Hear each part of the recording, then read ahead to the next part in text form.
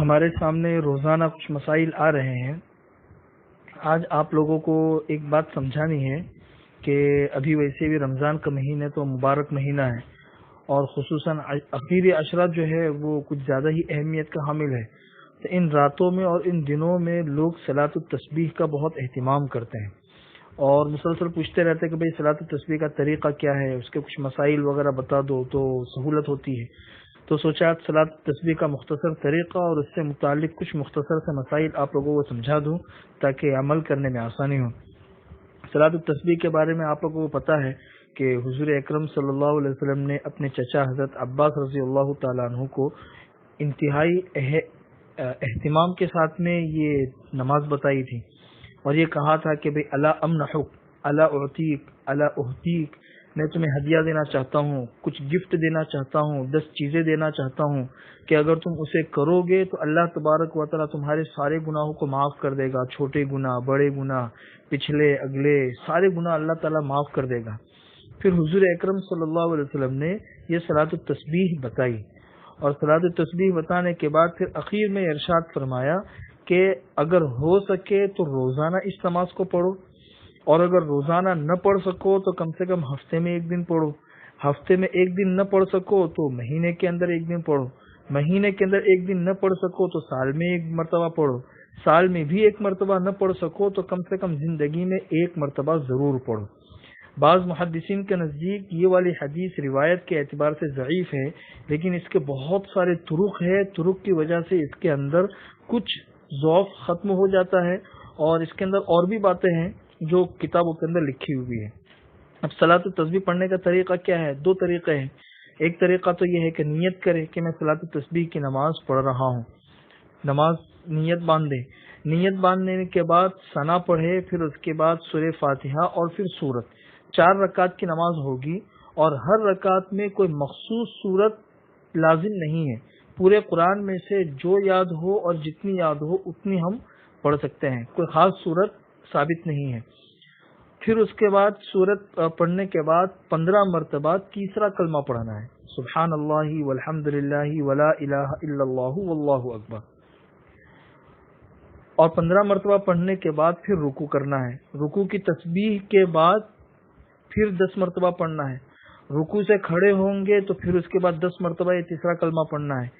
پہلے سجدے میں جا کے پہلے سجدے کی 3 تسبیحات پڑھنی ہے، پھر اس کے بعد 10 مرتبہ یہ پڑھنا ہے، پھر سجدے سے بیٹھنے کے بعد 10 مرتبہ پڑھنا ہے، دوسرے سجدے میں جائیں گے تو پھر 10 مرتبہ پڑھنا ہے، دوسرے سجدے سے فوراً اٹھتے تھے تو فوراً اٹھنا نہیں ہے، بیٹھیں گے اور پھر 10 مرتبہ یہ تیسرا کلمہ پڑھیں گے، پھر اس کے بعد اٹھیں گے۔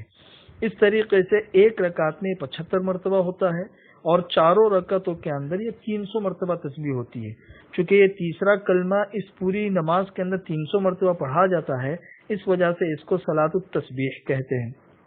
ایک طریقہ تو یہ ہے، اور پھر اسی طریقے کے اندر جب دوسری رکعت کے اندر بیٹھیں گے تو دوسری رکعت میں اور چوتھی رکعت میں پہلے التحیات پڑھیں گے، پہلے یہ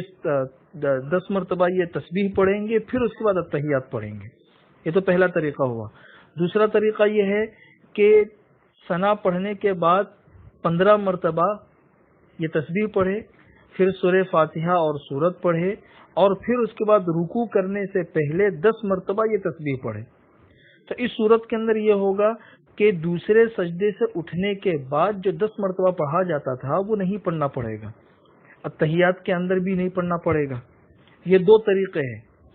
پہلے طریقے کے اندر قیام میں صرف 15 مرتبہ تھا، اور دوسرے طریقے کے اندر قیام میں 25 مرتبہ یہ تسبیح پڑھنی ہے۔ پھر اس سے متعلق 2-3 کچھ مسائل ہے، وہ بھی سمجھ لیجئے۔ ایک مسئلہ تو اس کے اندر یہ ہے کہ جیسے میں نے آپ لوگوں کو بتایا کہ کوئی مخصوص صورت پڑھنا اس کے اندر لازم نہیں ہے، پورے قرآن میں سے جتنی آیتیں اور جو صورتیں یاد ہو وہ پڑھ سکتے ہیں۔ اور دوسرا یہ ہے کہ اس کے اندر جب تسبیح کو ہم گنیں تو زبان سے کہہ کر نہیں گننا ہے، زبان سے اگر کہیں گے تو پھر اس سے نماز فاسد ہونے کا اندیشہ ہے۔ بعض لوگ یہ کرتے ہیں تسبیحات گننے کے لیے کہ ہاتھ میں تسبیح لیتے ہیں اور اس طریقے سے گنتے ہیں، تو اس طریقے سے گننے میں بھی نماز کے فاسد ہونے کا اندیشہ ہوتا ہے۔ نماز تو فاسد نہیں ہوگی، لیکن یہ طریقہ بھی بہتر نہیں ہے۔ سب سے بہتر طریقہ یہ ہے کہ انگلی ہے، اس انگلی کو دباتے رہیے تو اس سے اندازہ لگ جائے گا کہ بھئی 1 ہوئی، 2 ہوئی، 10 ہوئی، 15 ہوئی۔ اور تیسرا مسئلہ یہ ہے کہ صلاۃ التسبیح میں اگر سجدہ سہو واجب ہو جائے، یعنی سجدہ سہو واجب کرنے والی کوئی چیز ہو جائے جس کی وجہ سے سجدہ سہو کرنا لازم ہو، تو اس سجدہ سہو کے اندر جب جائیں گے تو وہاں صرف سجدے ہی کی تسبیحات پڑھیں گے، یہ تسبیحات نہیں پڑھیں گے جو تیسرے کلمے کی ہے۔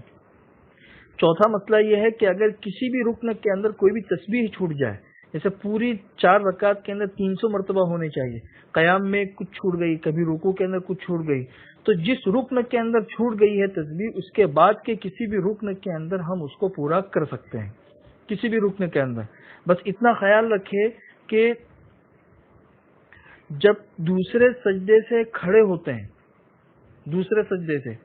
پہلی رکعت میں اور تیسری رکعت میں، تو اس وقت میں وہ قضا تسبیح نہ پڑھے۔ اسی طرح دونوں سجدوں کے درمیان بیٹھتے ہیں تو اس وقت بھی یہ تسبیح نہ پڑھے۔ اسی طرح رکوع سے جب کھڑے ہوتے ہیں اس وقت بھی قضا تسبیح قضا نہ کرے۔ اس کے علاوہ کوئی بھی رکن ہو اس کے اندر ان تسبیحات کی قضا ہم کر سکتے ہیں۔ اس کے پڑھنے کے لیے پورے 24 گھنٹے کے اندر مکروہ اوقات کے علاوہ کبھی بھی پڑھ سکتے ہیں، لیکن زوال کے بعد اسے پڑھنا یہ زیادہ بہتر ہے۔ اللہ تبارک و تعالی ان باتوں پر عمل کرنے کی ہمیں توفیق نصیب فرمائے۔